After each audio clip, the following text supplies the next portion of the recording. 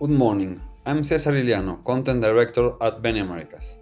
Our 2023 Oil and Gas Report is out, and in this video, our energy content team will be telling us what may happen in this industry next year.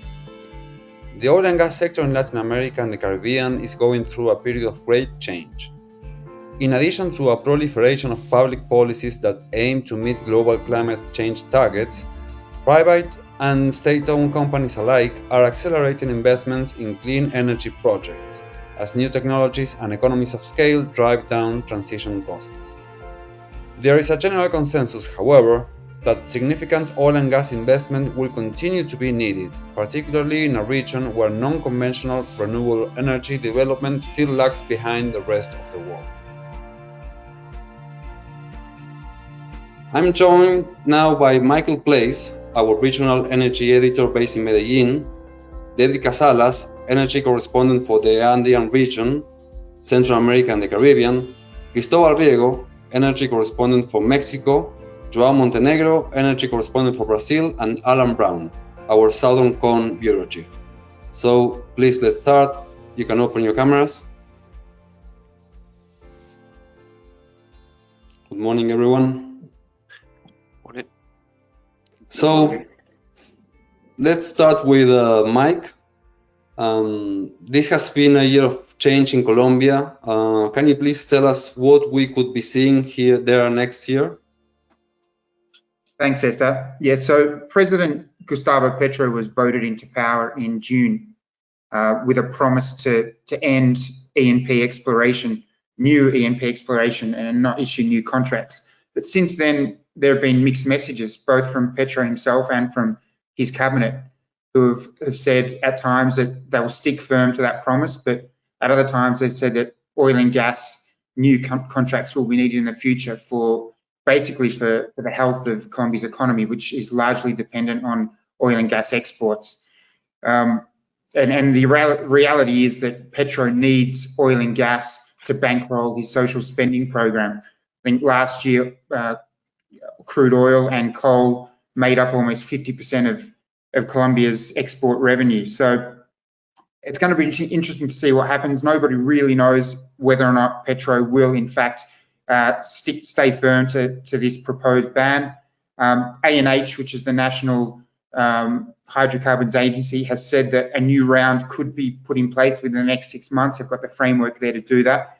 So investors have got their fingers crossed in regards to the possibility of new rounds.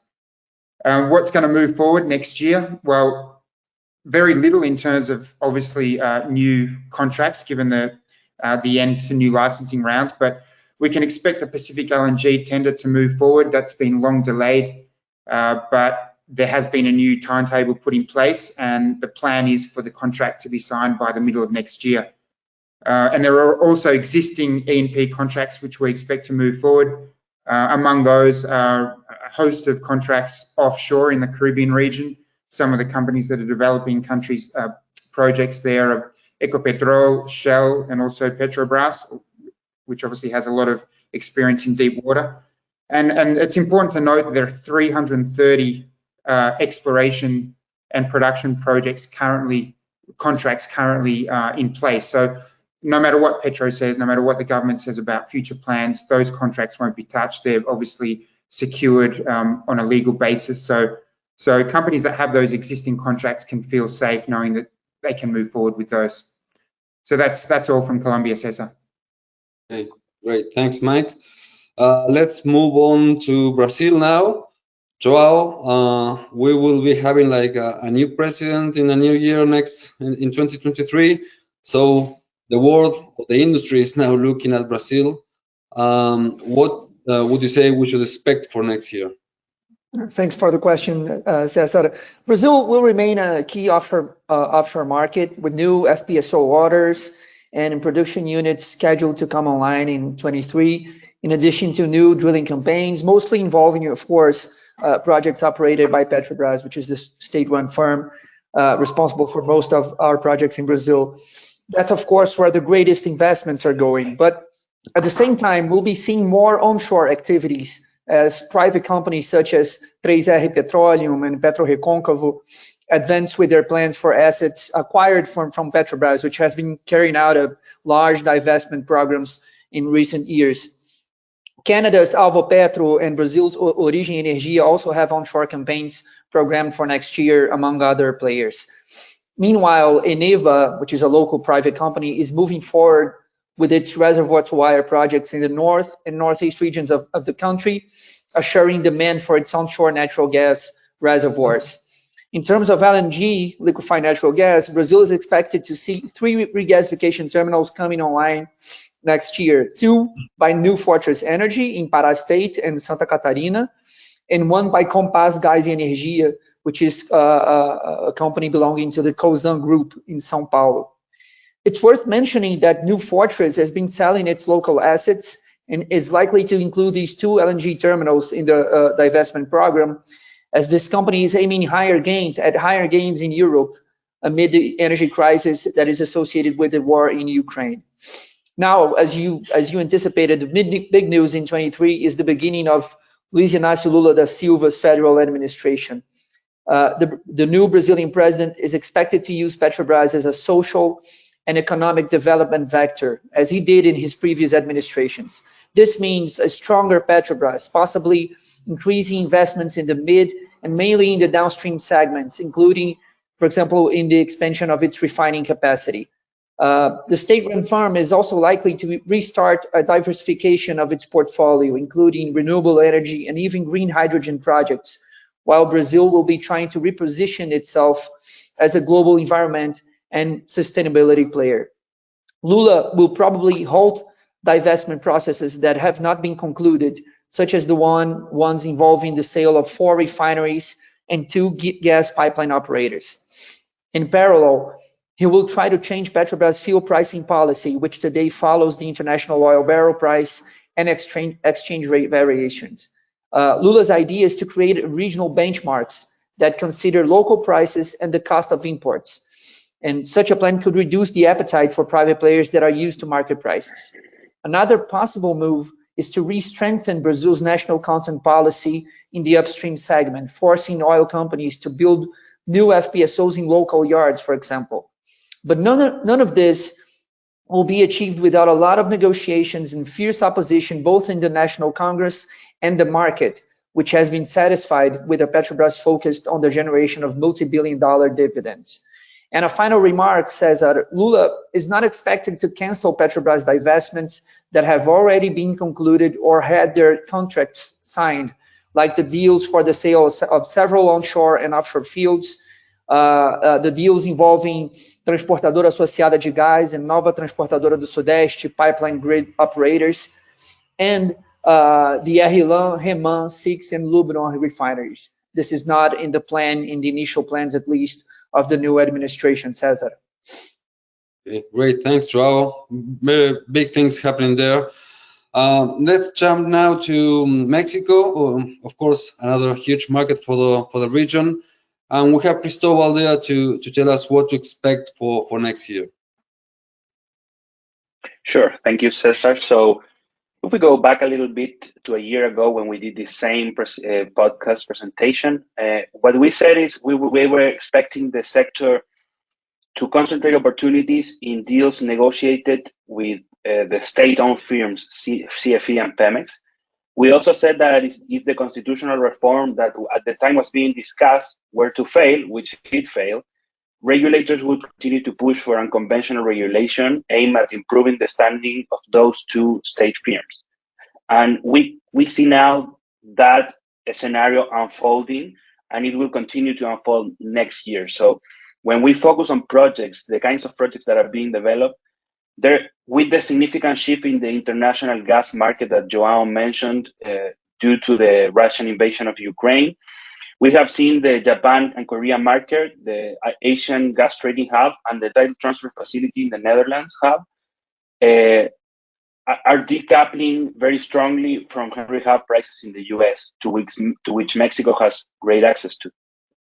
And this has led to a big race towards building new LNG export facilities across the Gulf Coast of the United States to take advantage of those higher prices seen across the Pacific and the Atlantic. So this is the bringing forward of projects that did make long-term sense, and in some cases were being planned for later, because those two regions are expected to be undersupplied for natural gas undersupply over the next few decades. So Mexico is seeing the whiplash of this phenomenon because it has several pipelines connected to the US with gas access that have available capacity. And so, given that CFE, which has a very successful gas trading arm, the most successful arm currently of its business operation, that is also concerned about pipeline underutilization in several regions of Mexico, and is also growing its natural gas generation capacity across the country and sometimes in very remote regions with not great access to gas. CFE sees synergies with the LNG business. It allows them to increase their pipeline use, potentially feed some of these remote power plants with some regasification terminals, and allows them to expand their gas trading business beyond the Mexican market through exports. So this has led Mexico's existing LNG pipeline to accelerate development. A couple of privately led projects that were being developed before are working on their permitting and making advances and are likely to make the final investment decision next year. And CFE has also developed its own plans to build an LNG terminal in the southern end of the Tehuantepec Isthmus, and has struck deals with New Fortress Energy, a US-based company, to have up to 3 floating units, FLNG units, off the coast of Altamira, the port of Altamira in Tamaulipas state. And the first is already in construction. These units will use the underutilized pipelines to import US gas and liquefy it at sea, and CFE will be able to trade part of the resulting LNG in the international market. And NFE has also struck a new kind of deal with the other large state firm, Pemex, which wants to develop a long dormant deep water gas field off the coast of Veracruz called La Cache. So NFE would build FLNG terminals there, close to the field, to allow some of that deep water gas to leave the field as LNG.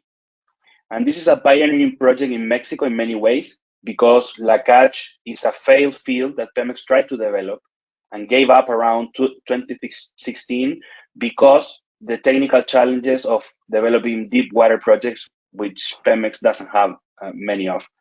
And so, given the little experience, given the long time since Pemex struck such an agreement with a private player to essentially co-develop a field, and given the added complexity of the FLNG component, you have this huge endeavor that could become a landmark project if it is successful.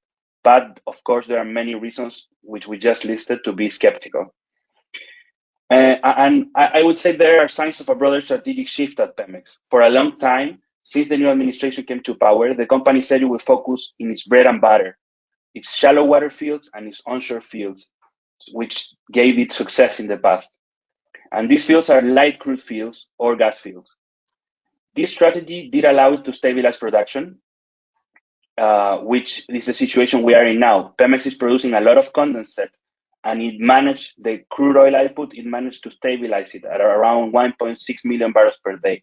So it stopped the previous fall. But it hasn't managed to grow its crude oil output. So this points to the fact Pemex is producing tons of light crude, and sometimes it's so light it doesn't really make the definition of crude, and it goes to condensate. So Pemex has not wanted to go into shale or experiment in other areas in recent years, and we now see this large deep water field. And keep in mind, the current company authorities have shunned deep water in the past as a trap and a huge money and time sink for very little payoff. So they now chose to go into deep water, and at the same time, they have said they will make a huge investment, around $19 billion over the next decade, to exploit the Cayab field off the coast of Tabasco and Campeche. And Cayab is an extra heavy crude field, which is also an area where Pemex doesn't have experience. If Pemex manages to get it going, it would have great synergies with its other production because it can be mixed with its lighter crude. But the technical challenges are large, and the lack of experience could end up hurting it. So while Pemex's short-term strategy very much remains focused on its priority fields, on shallow water and onshore, its long-term strategy is shifting, and it is taking some big risks that could pay off, or they could become stranded projects, or take much longer time than expected to reach production, and could become huge sinks of investment and time for little payoff, like the current authorities say happened during the previous government with the water investments and other areas. We have also seen a growth of private production, which almost doubles from last year to this year, but it's all being driven by essentially three projects: Ennis Area 1, Hochschild Area 2, and Fieldwoods Area 4. So now that Sama is no longer a privately operated project, it is not clear whether after these flagship projects peak, probably next year, if there will be other new projects behind them to keep that momentum going, given we are not seeing any new oil rounds. That's it from me, Seth. Okay, great. That's a very complete outlook of what will happen. So thank you for that, Cristobal. We can go now with Davis to the Andean region. It's many countries, but can you tell us what's in store for 2023, David? Sure. Hi, Cesar, and thanks again. Well, across the Andean countries of Bolivia, Ecuador, and Peru, we'll see operators, stakeholders, current and potential investors facing different prospects and headwinds in the coming year. In Bolivia, we see authorities are stepping up work to revitalize the upstream operations with an emphasis on exploration. There's also a push to expand distribution, such as residential and commercial gas supply. And there's also a shoring up of transport infrastructure, as well as plans to build up storage tankage for fuels. All these actions, all these plans, however, are kind of tempered by the state's or the government's rigid control of the value chain. There have been moves to make the operating environment more attractive, but nothing really concrete has happened so far. Another mitigating factor is growing uncertainty of Bolivian gas exports. In fact, there was a report this week that Argentina's ambassador to Bolivia forecasts that Argentina may reduce its offtake of Bolivian gas next year, and he even mentioned the possibility of terminating the gas supply agreement with Bolivia the following year. All this as Argentina tries to develop the Vaca Muerta formation. And if this does occur, we could see more efforts by Bolivia to industrialize the gas, such as developing additional petrochemical plant capacity. Just moving over to Ecuador, there's no indication the government will ease the momentum to court investors as part of its public-private partnership drive. There are opportunities for onshore and offshore acreage, also the joint management of Petroecuador's Esmeralda refinery, and also plans to overhaul its pipeline network. However, there is also increasing social scrutiny, especially that related to indigenous demands. And there's also the problem of insecurity, as we've all seen in recent days and weeks, where the president has had to declare a state of emergency in 3 provinces due to a wave of drug-related violence. So all this will continue to pressure the administration. And finally, looking at Peru, Peru faces a similar situation in which the potential to optimize the sector through the planned offering of blocks, as well as participation in transport, distribution, and storage infrastructure, will require greater clarity and resolve on the part of the state to address different shortfalls.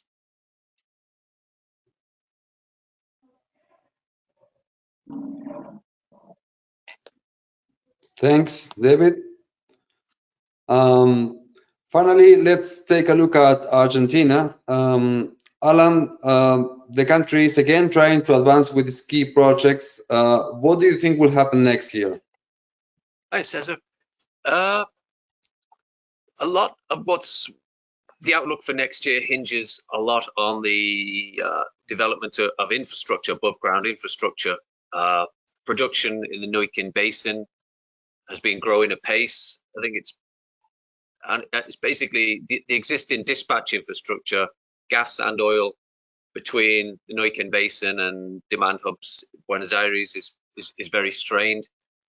The country needs for gas, as David mentioned, the Nestor Kirchner pipeline, the gas pipeline, the first phase that is, and for oil, Ol del Val is expanding capacity of an export pipeline that will, as it says, will enable producers in the Neuquén Basin to increase exports, which is more lucrative than domestic sales. That the prices are generally higher, at least at the moment it's higher. They get a higher price for exports, and so there's basically in the short term, in terms of gas, in terms of gas, it's about substituting imported LNG, which is costing Argentina a fortune. So that's like the very short-term goal is reducing LNG imports, and as David mentioned again, like easing dependence on imported Bolivian gas eventually,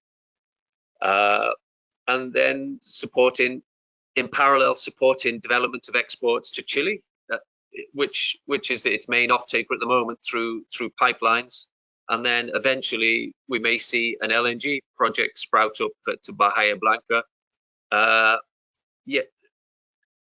TGS, a gas transport company, recently said that it's likely, Pampa Energia, one of its shareholders, said recently that it's possible that a decision may be made next year before the elections, which is October, on a final investment decision on an LNG plant, which would be a game changer for Argentina because of obviously the geopolitical situation. Europe's looking at Argentina. There's a delegation is there in November to talk about various matters, obviously among them hydrocarbons. So to sum up, production has been growing apace, and the main thing is developing infrastructure to support that. That's really my main takeaway, the main point I'd like to get across, Cesar, unless there's anything else. No, great, thanks, Alan, very much. Let's go over back again to David. There are some insights you wanted to share about Guyana and Suriname. What should we expect? Yeah, thanks again. Sure, thanks again, Cesar. Yeah, again, the Guyana-Suriname Basin, one of the top promising oil and gas areas for the coming decade. But again, we have stakeholders that are pointing to a closing window to monetize all this oil and gas, especially as the energy transition gains traction. And so what we're seeing amid this operating environment, this closing window, is an acceleration of the growth pipeline, which for Guyana is the flagship development, the Starbrook block, and the associated plan to land natural gas onshore, as well as the development of a 30,000 barrel per day refinery. And in neighboring Suriname, they're also moving forward to perhaps first oil in the near term, with the final investment decision also expected in 2023. Just to close and to maybe make evident how this acceleration is going on in Guyana and Suriname. Guyana, the cabinet has just approved the auction of 14 offshore blocks. The vice president said the launch will be soon, and 11 of the blocks are in shallow water and 3 are in deep water. And the acreage areas will range from 1,000 to 3,000 square kilometers. And in the latest development, Suriname's state or national oil company, Staatsolie, announced the launch of a competitive bid round for 6 new blocks in the Demerara acreage. And these are going to vary in water depth from 400 to 3,500 meters. And the data room will open later this month. And the process is scheduled to close in April, and bids are to be submitted next May. So I think we'll be seeing a lot of activity from this basin in the coming months. Okay, that's great. Thank you. So thank you, David, Alan, Cristobal, Joao, and Mike. It looks like 2023 will be a year of full of key events for the industry. I want just to remind all BNamericas clients that the report is out. It's ready for if you can read it online, or you can download it in our report section in our platform. So thank you again, everyone. Have a nice day. Thank you. Bye-bye.